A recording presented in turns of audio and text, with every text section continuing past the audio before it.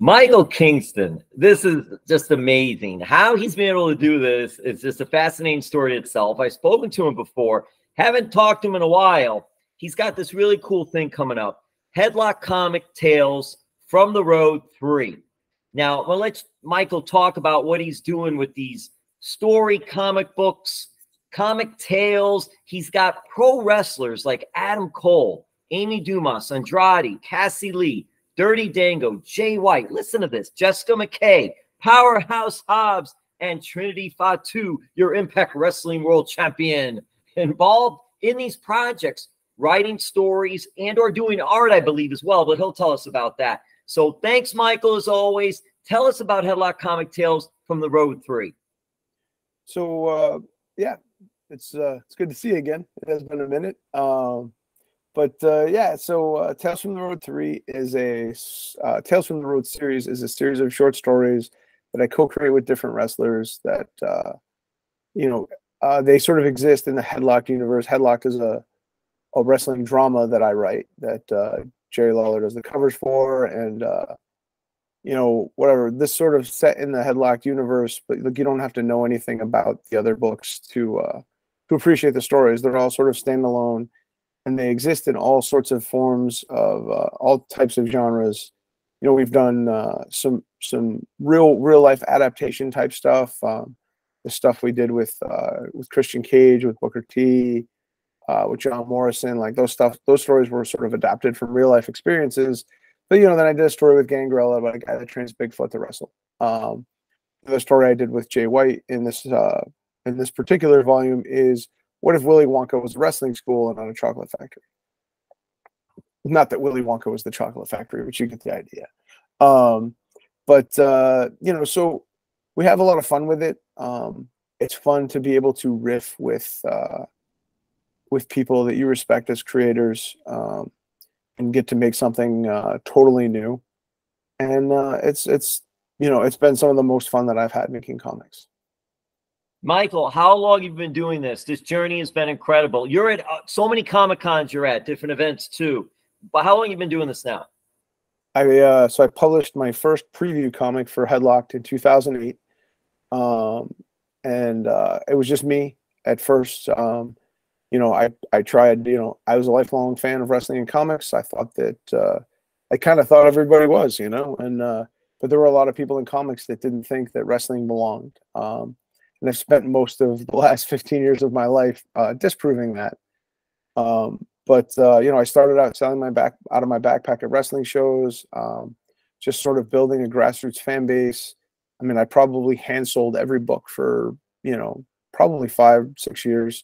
And then once Kickstarter became a thing, like that allowed us to sort of jumpstart and take it to the next level, because you could get a sort of enough pre-orders essentially to fund the production of the book without having to pay $300-400 for a space at a convention and then sort of make money beyond that.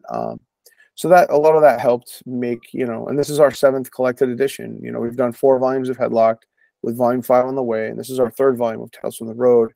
And I probably have enough content to do 4 almost immediately if I wanted to.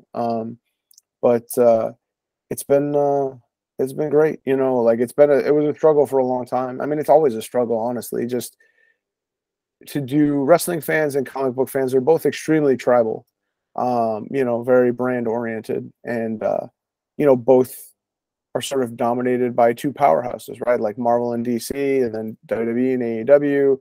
So existing and doing a non-branded, independent comic book and set in wrestling is tricky. There are some people that just will not buy non-branded merch, and that's fine.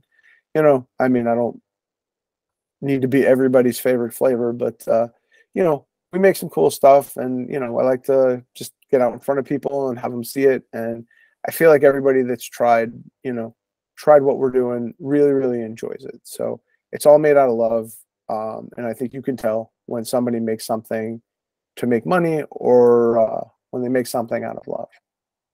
And that's something you have loved doing this. You love pro wrestling, and it's fun because even though you're seeing the branding, I guess, part of it, where you have Marvel, DC, AEW, WWE, But the names that you have involved that are writing stories and doing different things, these are all wrestlers from those companies and involved in things like that. So we were the Forbidden Door before the Forbidden Door, before I ever said the word Forbidden Door.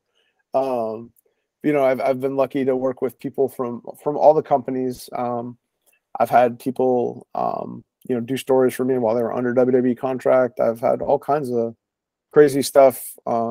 I've had Hall of Famers, at least a half a dozen Hall of Famers do stories. You know, current talent, current contracted WWE talent, current contracted AEW talent. You know, I've done stories with Cody Rhodes, with Kenny Omega, with Ric Flair, with you know, with Jerry Lawler, with Booker T. I mean, just the endless names. And I mean, I'm doing a story next month with Trish Stratus. So it's fun, like I said, to get to work creatively with people and do things. And I don't know, I wouldn't trade it for anything. I mean, warts and all. I mean, like I said, I'd like it to be a little easier. It'd be great to just be able to drop the Kickstarter and get, you know, 600 people on it and then just be done with it. And then I could just keep writing and not have to bang the drum. But, you know, everything sort of has to be how it has to be, I guess. Michael, it's a cooler story that way anyway. Come on. Come on. You make it easy. Who wants to see easy? Nobody wants easy. That's the truth. I mean, and that's the hard truth of it is that nobody needs me, right? Like, obviously these guys all make, you know, big money doing wrestling, and artists make money, you know, working for bigger clients and stuff. So I'm sort of you know, I sort of have to work around all of that. And that's sort of what makes it challenging. You know, I had other people slated for this collection, but you know, contract stuff gets in the way sometimes and whatever, and that's fine. You know, I've had so many sort of near misses with greatness, and I was supposed to do a story with Roddy Piper, and we were supposed to put it together at a convention in Stockton, California, and he died 6 days before the show. The Ultimate Warrior, I had talks with him about painting a cover for my book, and then obviously he passed. You know, I was talking with Nakamura like right before he ended up signing with WWE. You know, I had some discussions with a rep for, you know, for Jade, you know, for this collection. So it happens. You know, people go on to do other things. I mean, I had talked to Bray Wyatt about doing some stuff. And, you know, in between his stint in WWE, and then obviously when Vince got ousted and everybody came back, like I had 3 or 4 people lined up to do stories, you know, out of that. So everything sort of, you know, I sort of exist, you know, I get what I can get. I do what I can do. Sometimes I have to run 1.5 miles out of the way because of circumstances or whatever. You know, I'm like you know, I'm an ant at a picnic, essentially, just trying to get my little taste of the food, you know, and not get stepped on. And that's but it's fine, you know, like I'm creatively fulfilled. I make the shit I want to make with the people I want to make it with, and I don't have to answer to people.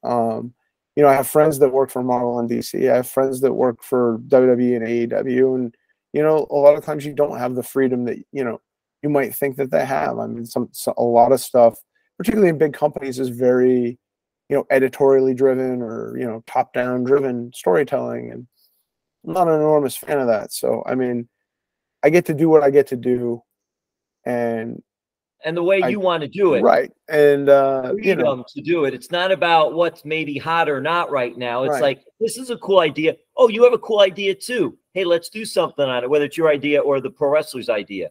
And then it's, you know, and then I think, you know, anytime, I always use this example, but like, you know, you can tell when something's made for money or something's made for love.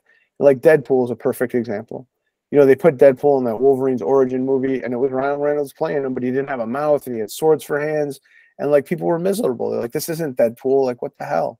But then Ryan Reynolds obviously had an affinity for the character, went back to it, you know, hit it perfectly, and everybody loves it, right? So like everything that we do is made out of love. It's the stories that we want to do, and you know, for better or worse. And I think that comes out in the work. And I think that people that haven't tried us, you know, will be pleasantly surprised, you know, to see what we've done. Jerry Lawler, tremendous artist. You mentioned him. He's done covers for you. Just amazing. I have a couple of the books. They're amazing. At some of the Comic-Cons when you come down here to South Florida, always fun for that. I'm curious because you mentioned about Jay White. Is there someone else? We won't go through the whole thing, of course. You don't have much to all that time. I don't have time. But can you give us another of the pro wrestling stars that participated out of this Tales 3 version about a story that they contributed for this book? Sure. So one of my favorite things is, so we did a story with the Inspiration, with Cassie Lee and Jess McKay, and we were the first thing that they did when they got when they left WWE. They had some time where they were getting their visa together, where they weren't taking on projects, and they had this whole pile of offers and ideas and stuff. And the first thing that they agreed on to do was mine.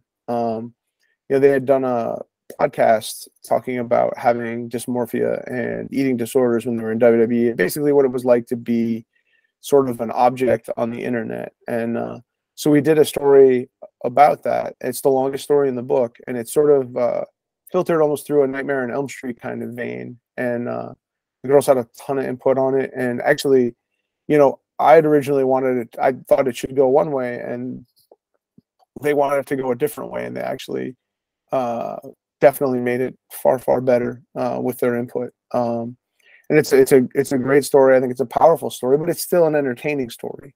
Everything in this book is super entertaining. Andrade's story is sort of like, he grew up in a wrestling family. There's a point in his life, obviously, as a kid, where he doesn't know that his family are wrestlers. And what is that like, right? Like if you're a kid and you find Batman's mask in your, in a dresser drawer, like what is that like? And what is that like to walk into a wrestling school for the first time? So we sort of filter it through a superhero origin story, like walking into a wrestling school is like walking into a Batcave for the first time, and what are those things, that's got to be such a weird thing to find out, that like your uncle is a heel and your dad is a baby face and whatever, like that's just got to be nuts. And what's that like in the mind of a kid? So we did a story about that, which is a lot of fun. The Adam Cole story is video game centric. It's sort of an unofficial sequel to the story we did with Kenny Omega. And then who else? Trinity's story is heavily inspired by the musical Chicago. And Will Hobbs is he's a big fan of Venom, and we're doing something that's very somewhat Venomy that I think people will appreciate that know his story. So it's and the Dango story is the wildest one of the whole bunch. It's a zombie story, and it's called Night of the Brothering. It's super, super fun. It's a little inside, but it's super, super fun. And I think people are going to love it when they get a chance to check it out. But everything, this is totally an all killer. Every story in this is a home run in my mind. And I think that people will really, really like it if they get a chance to check it out. How cool is it when it's done and the reaction from those wrestlers when they actually see the finished product and what it looks like? Oh, it's so cool. It's my favorite thing to obviously just to be able to collaborate and like to have like people like, so Chris Bauer, who he's on Heels now. He's an actor, right? And he's a wrestling fan, told me that he really liked my books. And like The Wire is like my favorite show. And Frank Sabaka was my favorite character on The Wire. And like to have a guy that, you idolize, be like, hey, this is so cool. Like, that's unbelievable. Like you can't, I wouldn't trade that for anything, I was at a show, a GalaxyCon show in Raleigh, North Carolina.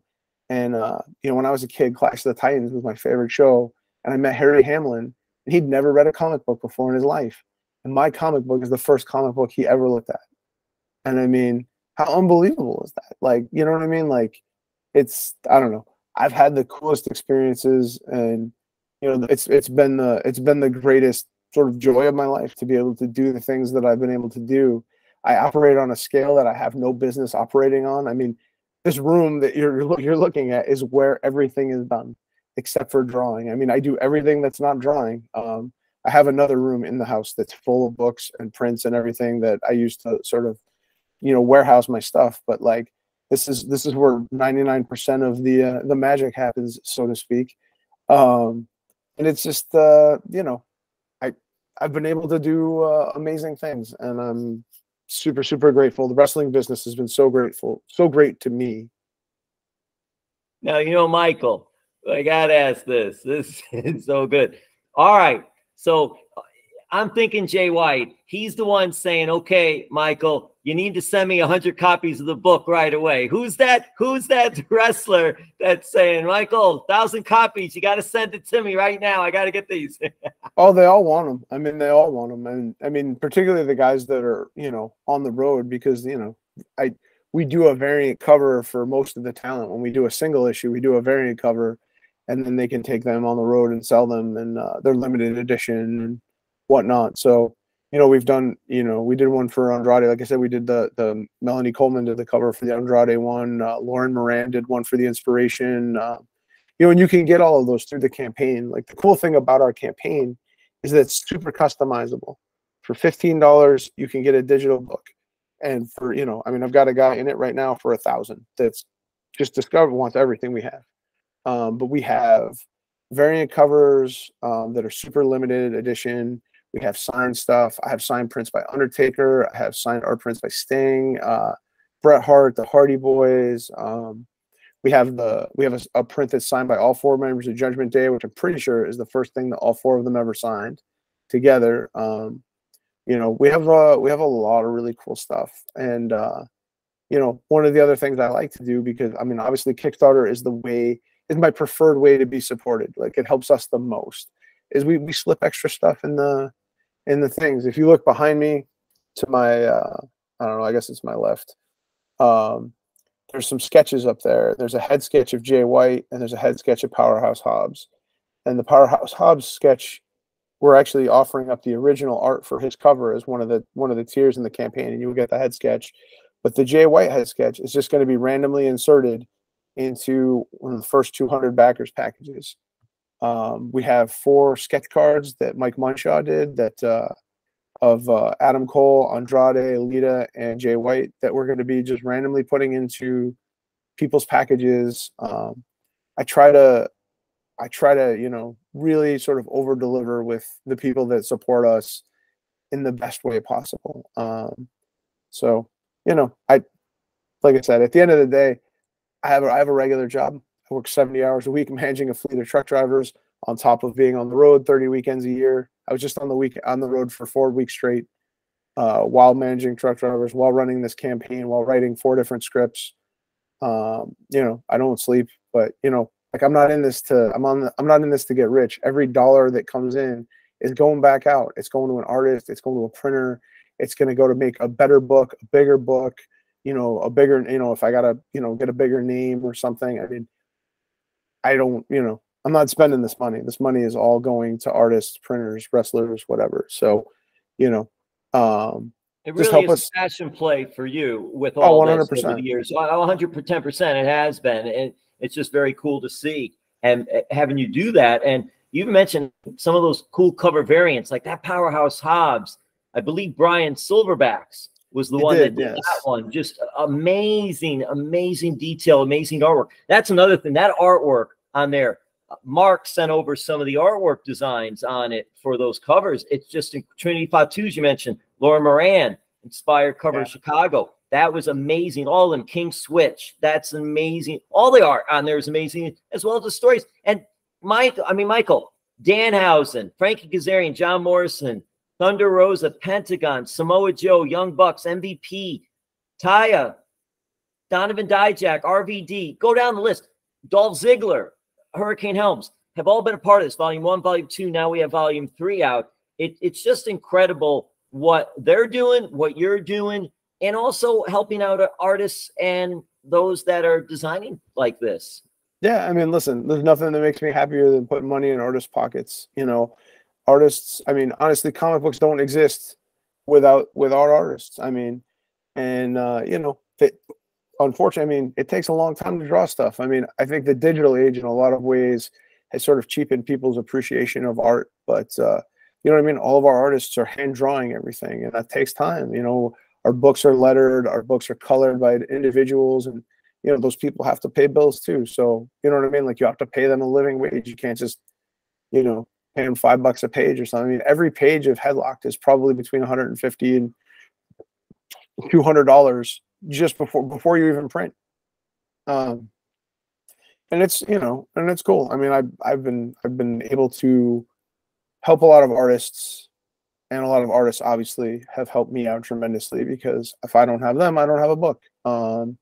So, you know, it's been great, and obviously the wrestlers couldn't be better. I mean, in 15 Michael, years, I think, Michael, you're the real deal. You're credible. All these people have worked. It's true. All these people have worked with you. They're going to work with you because others have worked with you, and they know that this is all legit. This is all passion. This is all good stuff. Hey, let's have fun with this and all. And that's what you've been able to convey to them. And that's why since 2008, I didn't even know it was that long, 2008, you've been able to do this. I'll tell you this. I'm going to wrap it up with your Kickstarter. You give all the information for the Kickstarter campaign. Obviously, that's very important. I'm curious, in listening to you, I'm wondering, just throwing this out, but you mentioned like a Piper, you mentioned like an Ultimate Warrior, you know, Lake Rates and all. I'm wondering, would you consider getting like a Teal Piper or Dana Warrior or some of the family members of those who have passed involved in what, maybe one project, or maybe spreading it out or something like that? I don't know.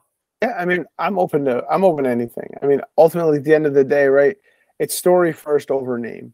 Like, if you've got a story, if you've got a good story, I'd rather have an entertaining story with a lesser, you know, like a lesser known name than you know, a superstar who's, you know, putting out some, you know, something that's kind of whatever.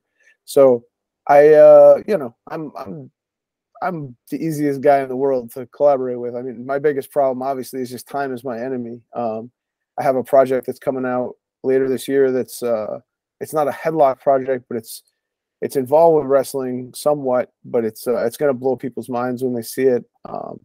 Like I said, we've got this book. I've got a story with Trish Stratus coming up. You know, we've got volume 5 of Headlock coming up. The story that I did in volume 1 with Gangrel about a guy training Bigfoot to wrestle, I'm trying to develop that into a series.